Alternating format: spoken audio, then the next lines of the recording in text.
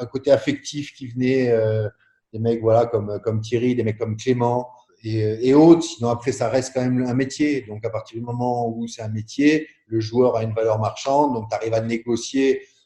Mais après, tu as des coups à faire. Alors, oui, il y a des coups qui ont été sympas où je fais venir des anciens numéros 1 mondiaux, des mecs comme Philippe Poussis ou Safine, même si les mecs étaient 25 ou 30, mais tout de suite, tu vois, c'est des mecs qui avaient la queue il y avait la queue dans la billetterie quand ils jouaient, quoi. Nishikori, là, il y a 2-3 ans, ça Nishikori fait. fait vendre des billets aussi en France? Non, mais par contre, au niveau des droits et autres, et puis de l'impact sur les réseaux sociaux et autres, c'est une sacrée machine.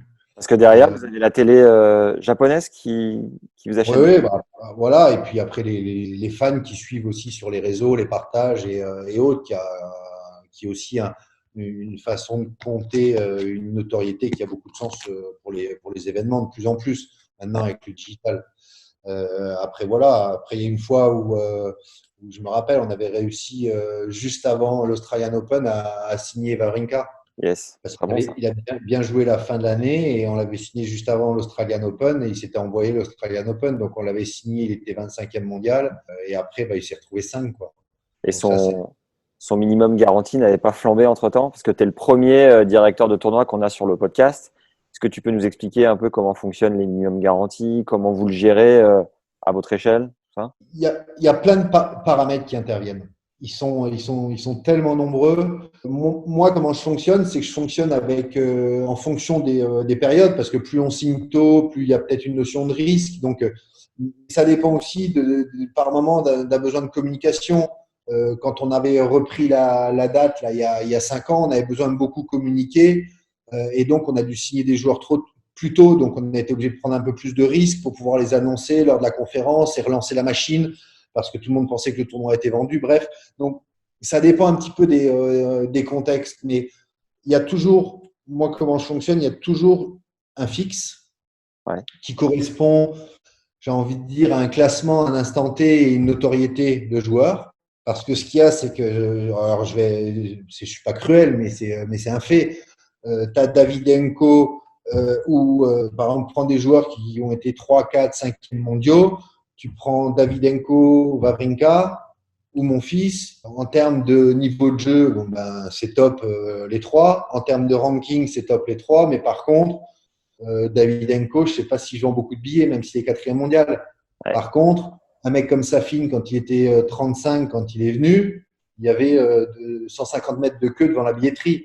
Ouais. Donc, il y a aussi un côté populaire. Et donc, ça, c'est aussi, il y a des gens, ils viennent voir un joueur et ils viennent pas voir un classement. Et par contre, avec certains partenaires, tu es obligé de respecter un certain niveau de tableau et donc de garantir certains classements. Donc, tu es obligé de jongler entre ces notoriétés, ces classements, et puis un côté précoce d'annonce et ton tableau final. Ouais. Donc voilà. Après, tu as t'as des tiroirs au niveau des bonus de classement que tu peux mettre en place. Si par Ok. exemple tu signes quelqu'un en mai pour ton tournoi en novembre, en septembre, si le joueur il sort des 20, il a un malus. S'il rentre dans les 20 ou dans les 10 ou ainsi de suite, tu mets des bonus. Et puis après, tu peux mettre aussi sur certains joueurs, tu vois, qui peuvent être 15 ou entre 10 et 20, j'ai envie de dire, des bonus s'ils font des demi ou finales en grand chelem avant ton tournoi. Parce que tout de suite, il y a un coup d'éclairage sur le joueur et donc ça t'apporte quelque chose. Ouais, comme Stan. Et après, voilà. Et après, tu mets des notions de garantie dans ton tournoi. D'accord. Parce que j'ai envie de dire, tu as une finale, je sais pas, comme on a eu par exemple Thiem Pouille, Ouais. ou alors tu as Sepi Kokushkin, c'est pas pareil. Donc certains de ces joueurs-là, tu vas leur mettre des garanties s'ils atteignent les demi et s'ils atteignent la finale ou s'ils gagnent le tournoi. Et un tournoi comme Acapulco qui peut lâcher un minimum garanti d'1 million pour avoir Nadal. Ils ont Mmh. 1000 fois plus de budget que vous dans le sponsoring, dans les droits télé. Comment ça marche exactement pour se permettre ce genre de Ah, luxe? j'ai envie de dire, ça dépend du modèle économique, tout D'accord. simplement. Ok. C'est que je pense qu'un tournoi comme Acapulco, déjà tu prends en termes de ville, tu prends Metz à Acapulco, tu calcules la population, tu calcules le nombre d'entreprises, tu calcules la puissance économique de la ville, et on n'est peut-être pas sur les mêmes bases non plus. Donc là, c'est certainement un tournoi où il y a une ville qui est très présente derrière. Et je pense sortir 1 million pour avoir Nadal pour une ville comme Acapulco, c'est pas le bout du monde, quoi. Ok.